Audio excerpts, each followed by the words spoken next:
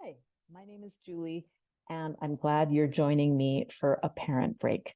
I live and work and play and raise my family on Treaty 7 land here in Mohkinstsis, and I'm committed to learning more about and from the original people who are on this land. And I invite you to join me in making that commitment wherever you might be. So we're here today in Parent Break, and this is a pre-record. So it's just me, and I know you're watching me in the replay. So thank you for joining me. Let me tell you a little bit about what we're going to do today. We're going to do a little bit of movement. We are going to do a short meditation. We'll do a little bit of private journaling, and then I'm going to share a parenting tip. And of course, if you have any thoughts or questions, I encourage you to share them in the comment space below. So let's start with our opening question. So today's opening question is, I want you to think of a moment where the wheels were in motion and you could see that either you or your child was going to say something, but you couldn't stop it and there was no way of taking it back. So they were going to say something that wasn't going to work, but there was no way to stop it and no way to take it back. I can think of so many different scenarios in which that happened when I was raising my kids. And of course, I can think of just as many just for me by myself, of situations where I said something and then immediately regretted saying it. And it's a horrible feeling. So that's really what we're going to focus on today. Not the horrible feeling, but what we can do about it and how we can help to teach our kids not to be in that position and how we can stop ourselves from finding ourselves in that position. So before we do that, let's do a little bit of movement. I'm going to take my glasses off to give me a little bit of freedom. We're just going to spend some time on our faces today. So we're just on our heads and our faces. So we'll just take our fingers and just do some really simple tapping and touching of the face, and just really, really gently tapping. Just enjoy this feeling of connection. And then we're going to start on one side of the face. And just invite you to take your index finger and put it kind of between your top teeth and your bottom teeth with your mouth's not super open. And just as you feel back, you'll feel where both of your jaws meet together. And just invite a tiny bit of pressure, not too much because it can be quite tender, but just a little bit of pressure into that side. And then just moving the fingers gently. And you can alternate the amount of pressure that you're using and just giving a little massage to the tissue. So we're not pushing on the teeth here. We're just giving a little bit of movement to the tissue that surrounds the gums and the jaw. Just moving that around. A lot of people hold tension in their jaws, so this might feel really nice for you. And then I'll invite you to do the same thing on the other side. So take that index finger, find the place where the jaws meet, and just invite a little bit of movement in there. And breathing in and out just gently as you go, and moving the soft tissue around a little bit. Noticing places where maybe you're going to come back later for a little bit more time spent on your face. Maybe not. Just enjoy this time now. Breathing easily. Let's come down and take the thumbs just under the jaw and just manipulate a little bit along the chin and the jaw. And invite some rubbing in here. We can come up the sides just in front of the ears, even come into the ear and do my very, very favorite massage part, which is just going along the ridges of the ears there and the earlobes. And we'll just take a breath as we just give a little bit, another moment here at the face. Okay, so we've opened up that whole area of the face, just a little bit relaxed. We've brought some thought, we've brought some feeling. So now we're going to go into our meditation. So just before we go into the meditation, there are 3 things that I always ask you to do. Number 1, check your space. Make sure that there's nothing in your space that's going to be a distraction to you. Number 2, you'll want to have something on which to write and something with which to write when we are finished the meditation, because we'll go from the meditation directly into our 8 minutes of private journaling. So just have something to write on. Doesn't have to be fancy, just something you can use. And then I'm going to turn my screen off during this time because I'm going to be pushing buttons and getting things ready for you. So I'll see you when the meditation is done, which should be in about 5.5 minutes, I think. So we'll see you then.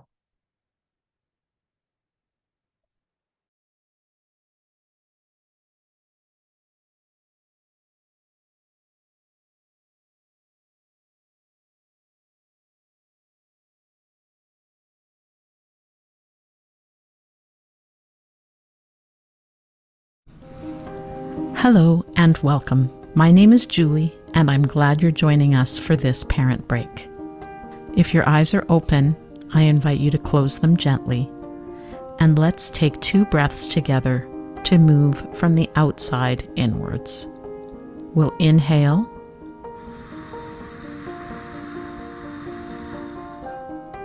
release.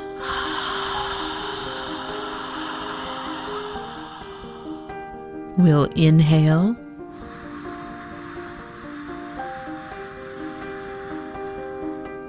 release.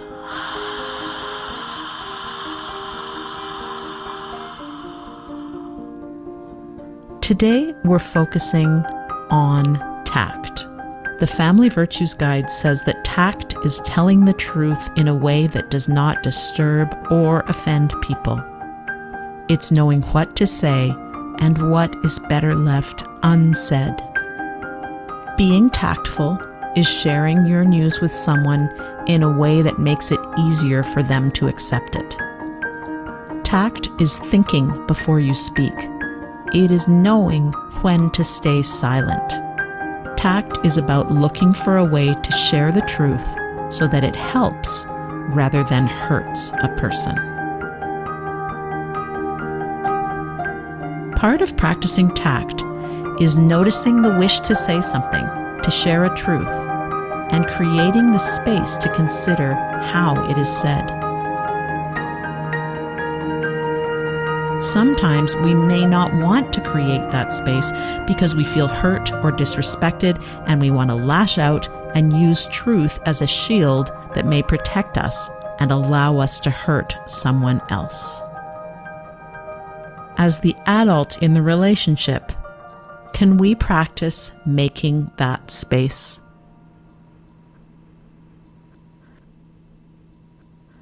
Can we practice taking time to consider why we need to say something and how we might say it? Space can be made by separating ourselves away from the others, or if we can't leave the room, closing our eyes and taking one breath. Let's take a breath now and remind ourselves of our ability to make space when things are on a roll. We'll inhale and release.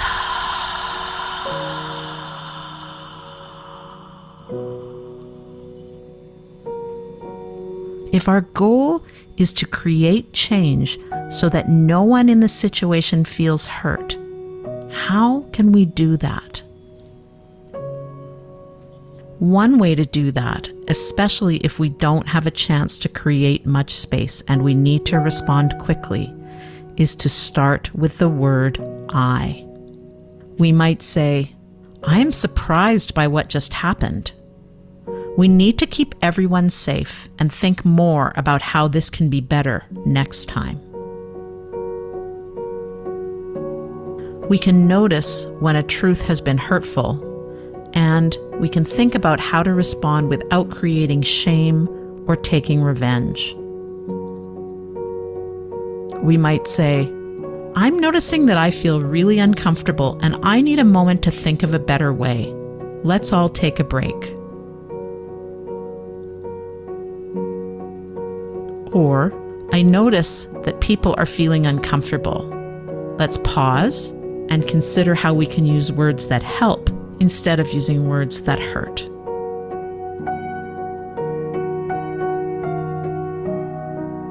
Another way to respond is to offer alternate words for young kids or those who don't yet know how to practice tact.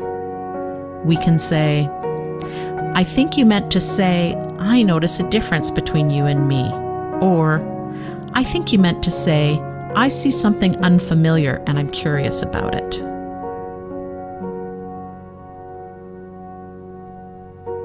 I invite you to consider which of these solutions may help you to model tact for your children.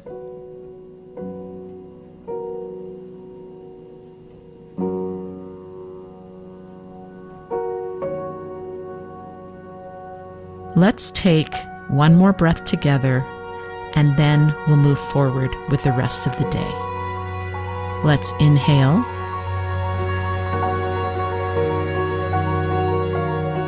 And release.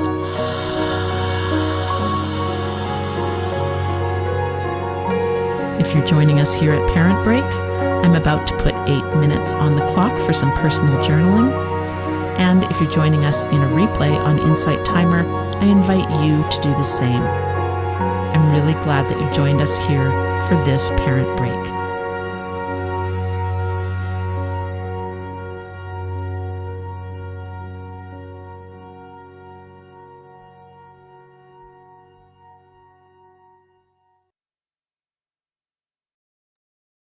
So we're back and we're just getting ready for some journaling. And before I put the journaling music on, I'll share a prompt with you. You're welcome to use this prompt or any other one anything else that you want to write about or that came up for you during that time. So the prompt is, what words or techniques will you use to model tact for your child? Or how will you use your words to help rather than hurt? Let's get our journaling music happening here. 8 minutes of music.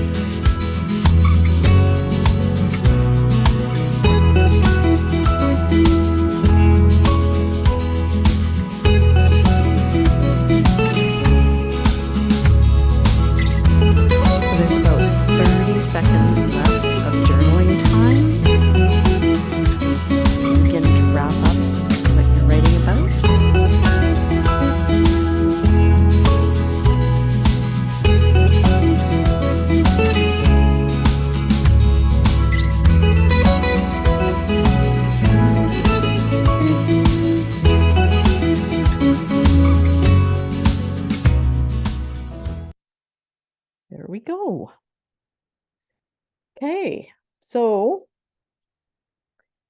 there we go. We've spent some time meditating about the idea of tact and also doing some writing about it. And one of the things that came up for me during my writing, not that anybody ever has to share this, but what I noticed was that when I'm talking to other people, my awareness of tact is high. When I'm talking to my own family, I really don't practice it nearly as it doesn't sit right up here in my awareness. It's falls further back. Maybe I don't care about their feelings as much, or maybe I'm not as worried about it. And so that's just something that came to my mind, is that very clear when I'm working. This might be a surprise to some of you who work with me in groups, but I spend a lot of time really considering what I'm saying and not saying, and I might not be doing that as much in my own family. So I don't know if that resonates for you. So here's the tip that I wanted to share today around tact. Firstly, as with so many elements of parenting, there are two different aspects of this. So there's the reactive situation and there's the proactive situation. So we talked a lot about the reactive situation in the meditation today, about if something's been said, how can we step in? How can we create space so that when we're talking, we're not doing it in a way that's going to use our words to hurt, but we can still step in and kind of remedy the situation or speak to the situation. And one of the things that I wanted to suggest to you in the tip is notice the emotion that's behind the statement that the child made. So really, an example of this that comes up for me a lot with the families that I'm helping, and also in my own family when my kids were really little, is you have young children who see someone who looks different and they immediately open their mouth, "Mom, look at that woman, she's huge," or "Oh my gosh, that person doesn't have a leg," or "Why can't those parents control their kids?" or something. My kids used to say that all the time, obviously, because of the work that I do. They didn't used to say it all the time, but they did say it sometimes until we worked on it. At any rate, the emotion behind all of those things really stems from, oh, there's something new, or my child is seeing something that's interesting to them or different than normal. And so again, one of the ways that we can approach that is really by saying, wow, your eyes saw something that you weren't used to, and you're telling me about it. We need to make sure that we're thinking about whether our words are being helpful or whether they might be hurtful, or we need to think about whether those words need to come out of our mouths right now or what we can keep inside. So again, speaking to the emotion behind that behavior can be a great way for us to start when we really just don't know what to say. Okay, so what about acting proactively? So let's talk about this with our kids. Let's talk about this with any age of kid, about this idea of knowing when it's okay to say something out loud and when it might be better to keep the words in our mouth and talk about it at a private time. So that could be things that are happening in a bathroom when you take your child to the bathroom. It could be teaching our kids about when and where to use swear words. It could be, there are lots of different scenarios, and I really encourage you to talk with your kids about it and ask them when they think those things might come up.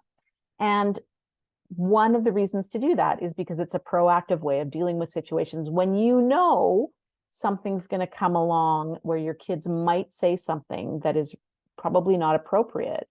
Then if they know that the word tact means keeping something in your mouth instead of letting it out, then as you're coming into a situation, you can say, we need to practice tact for the next 2 minutes. We'll talk about everything when we get back to the car.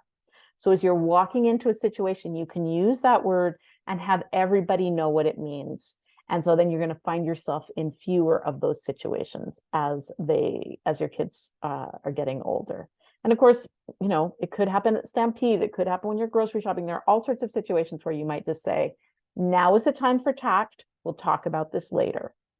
And just stepping out in front of the situation can really solve a number of problems before they start.